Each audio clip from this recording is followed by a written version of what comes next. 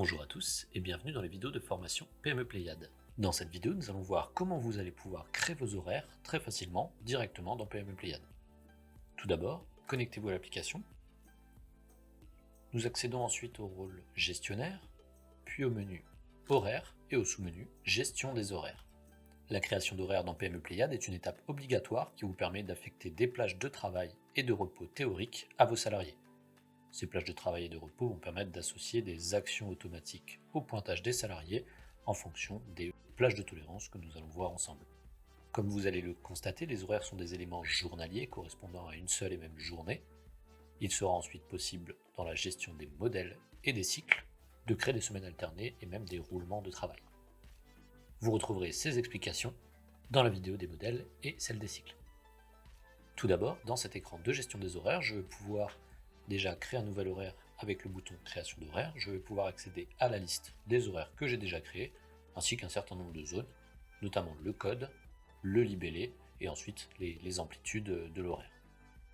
Je retrouve également le type de l'horaire, 3 pour non travaillé comme un horaire de repos hebdomadaire, 1 pour un horaire avec un pointage obligatoire et 2 pour un horaire avec affectation du standard. Je peux également accéder à d'autres opérations si je clique sur un horaire.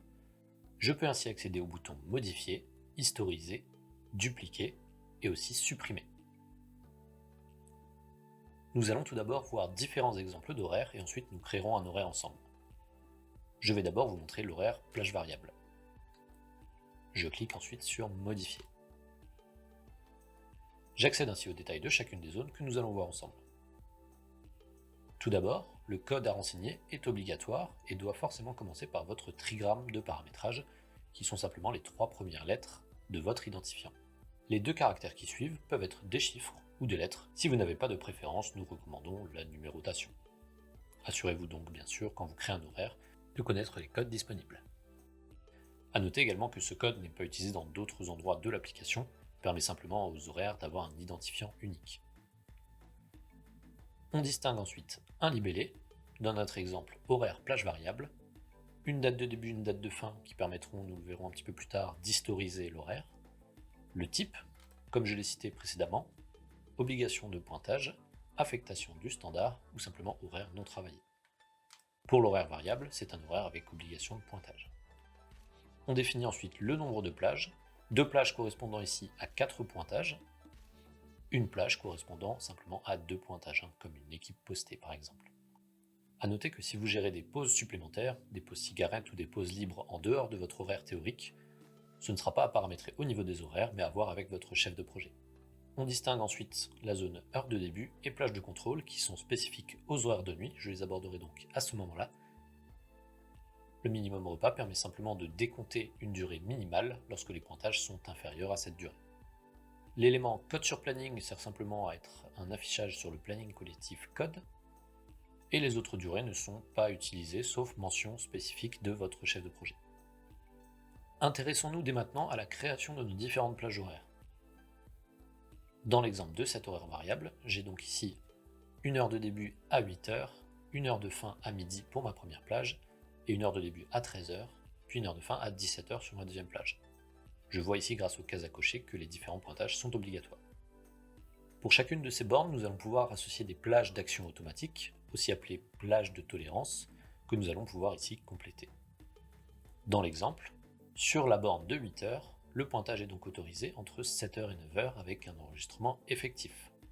Effectif signifie simplement que le pointage est enregistré et que les compteurs de temps de travail sont pris en compte au réel. Si je m'intéresse à la tranche de midi, je vois ici que sur cette borne, la plage paramétrée de 11h30 à 14h, toujours avec un enregistrement réel, cela signifie simplement que la personne peut partir entre 11h30 et 14h, également revenir entre 11h30 et 14h sur la borne de 13h, cela indique simplement que la pause est libre entre ces deux bornes. Si je souhaite que la pause minimale soit d'1 heure, il me faut compléter ici le minimum repas. Dans ce cas-là, si par exemple la personne pointe à 11h45 et repointe à 12h30, soit une durée de 45 minutes, 15 minutes supplémentaires seront décomptées grâce au minimum repas. Si je m'intéresse à la dernière tranche, je vois que nous avons également une plage variable de 16h à 18h avec un enregistrement effectif ou réel. Les autres onglets ne sont pas utilisés à exception de Autres informations, où vous avez ici simplement le premier champ qui permet d'afficher ou de masquer l'horaire, si par exemple il n'est plus utilisé. Les différentes zones libres servent à gérer vos demandes spécifiques et seront mentionnées si besoin par votre chef de projet. Lors d'une création d'horaire, si vous avez terminé les modifications, vous pouvez simplement cliquer sur le bouton Enregistrer, puis cliquer sur Retour pour revenir à la liste de vos horaires. Nous allons voir comme deuxième exemple un horaire de production matin. Je clique sur l'horaire dans la liste, puis Modifier. Je vois ici que c'est également un horaire avec des pointages obligatoires. Celui-ci n'a cependant qu'une seule plage. Je vois les détails de sa plage juste en dessous. Une heure de début à 5 h, une heure de fin à 13 h. Chacun des pointages est obligatoire. Si nous nous intéressons aux différentes plages de tolérance, je peux voir ici que de 4h30 à 5 h, nous avons un enregistrement standard. L'enregistrement standard permet simplement de prendre en compte l'horaire de la borne si le pointage est effectué dans la plage de tolérance. Si je pointe par exemple à 4h45, mon compteur de temps de travail démarrera à 5 h, qui est l'heure de ma limite. Enfin, j'ai paramétré ici une deuxième action de 5h01 à 5h15 avec une génération justif standard. Cela signifie que je génère une justification, soit un motif, depuis l'horaire standard et jusqu'au pointage. Si par exemple dans ce cas-là je pointe à 5h07, le système générera un retard de 5 h à 5h07. Je peux bien entendu, si je le souhaite, ajouter d'autres plages ici. Sur la limite de 5 h, je peux aller jusqu'à 6 plages différentes. Si nous regardons les plages de tolérance de la limite de 13 h, nous constatons que la même logique est appliquée. Il y a un retard qui est généré lorsque la personne part avant la fin de son poste, et nous avons un enregistrement de 13 h lorsque le pointage est enregistré entre 13h01 et 13h30. A noter qu'en fonction de vos besoins, une autre action sera peut-être nécessaire. Nous n'allons pas détailler tout le fonctionnement dans cette vidéo. Vous aurez cependant plus de détails directement accessibles dans le menu d'aide lorsque vous êtes positionné sur l'écran Gestion des horaires. Si toutefois ni les vidéos ni les documents n'ont permis de vous aider, vous pouvez bien entendu vous rapprocher de votre chef de projet. Nous avons donc terminé avec l'horaire de production matin. Nous pouvons donc enregistrer. Nous avons donc pu créer ensemble un horaire plage variable ainsi qu'un horaire de production matin. Nous allons maintenant voir comment créer un horaire de production nuit. Pour cela, je clique à nouveau sur cet horaire. Je peux faire ensuite modifier et j'accède ici à mon horaire de nuit. Au niveau des paramétrages standards, tout est similaire. Il y a également un nombre de plages à renseigner. Une plage ici avec des tolérances que nous avons déjà complétées. Je vais maintenant vous expliquer les deux plages qui sont liées à l'horaire de nuit qu'il faudra renseigner. Nous avons d'abord la zone heure de début qui est ici renseignée à 18 et la zone plage de contrôle à 15 h. Dans PME Pléiade, les journées habituelles vont de minuit jusqu'à 23h59. Dans ce cas-là, l'horaire de 20h à 4h couvrirait 2 journées. Nous allons donc décaler la journée habituelle, la faire commencer à la zone heure de début, donc à 18h, et la faire durer 15 h.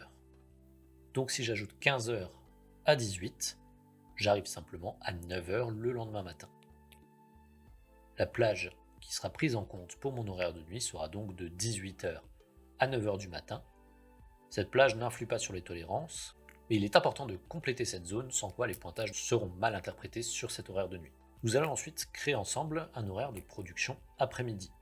Pour cela, nous avons deux possibilités. Cliquez sur le bouton Créer un code horaire en partant de 0, ou alors simplement cliquer sur l'équipe production matin par exemple et faire dupliquer. Je vais ici dupliquer l'horaire de matin, le TRX 07. Je regarde la liste des codes afin de pouvoir lui attribuer le code suivant. Je peux cliquer ensuite sur dupliquer. Je vais donc affecter le code ici TRX 09. Comme libellé, je peux changer et mettre équipe production après-midi. Et je vais simplement ici conserver le même nombre de plages, ici une plage, et je vais simplement modifier les bornes. Nous allons mettre un horaire de 13 h à 20 h. Je vois ici que le graphique à côté me permet de voir les différentes plages de mon horaire. Je laisse par défaut le pointage obligatoire, et je vais ensuite m'intéresser aux plages de tolérance qu'il faudra modifier, car j'ai copié ici mon horaire de matin. Je vais conserver cependant la même logique, de 12h30 à 13 h. Je conserve un enregistrement de l'horaire standard, soit 13 h, donc tout pointage entre 12h30 et 13 h sera interprété à 13h. Et je vais ensuite modifier ma plage ici de 13h01 à 13h15 pour générer un retard. Je fais de même pour la borne de 20h. Je vais ici mettre 19h45 à 20h. Et ici de 20h01 à 20h30, un enregistrement standard, donc à 20h01. Et un retard ici qu'on peut interpréter une avance en sortie pour la borne de 19h45 à 20h.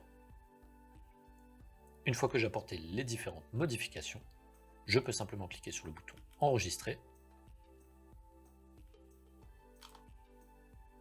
et revenir ici dans ma liste. A noter qu'il est également possible d'affecter un horaire sans pointage. Je vais vous montrer comment cela se paramètre. Je vais cliquer sur Modifier. Pour un horaire sans pointage, il faut simplement affecter le type de affectation du standard pour une population cadre, par exemple, qui peut être renseigné dans PME Pléiade pour les absences sans avoir effectué de pointage. L'horaire de type 2 permet de valoriser par défaut l'horaire théorique affecté sur la journée. Nous avons donc ici créé comme horaire théorique 8h midi, 13h 17h, aucun pointage n'est obligatoire et n'est donc requis. Nous pouvons dans ce cas laisser les plages de tolérance par défaut qui sont renseignées directement sur la borne. Nous allons ensuite expliquer une dernière notion, la notion d'historisation, puisque lorsque je clique sur un horaire, j'ai différentes possibilités. Je peux modifier cet horaire comme nous l'avons déjà vu. Je peux historiser cet horaire, lui permettant d'avoir différents paramétrages en fonction de la période sur laquelle l'historisation est enregistrée. Je peux également dupliquer, comme nous l'avons vu, qui permet de copier l'horaire, mais aussi de supprimer. Attention, un horaire est supprimable uniquement lorsqu'il n'a pas été affecté sur une journée ou un salarié. Je vais ici cliquer sur Historiser. Nous allons pour l'exemple modifier cet horaire pour qu'il aille jusqu'à 18h uniquement à partir du 1er janvier 2022. Je vais donc ici mettre comme date de début le 1er janvier 2022. Je peux également cliquer sur le calendrier pour récupérer la date. Et je vais ensuite simplement modifier ici l'heure de la borne. Même si c'est un horaire sans pointage, je dois tout de même ici venir adapter ma plage de tolérance.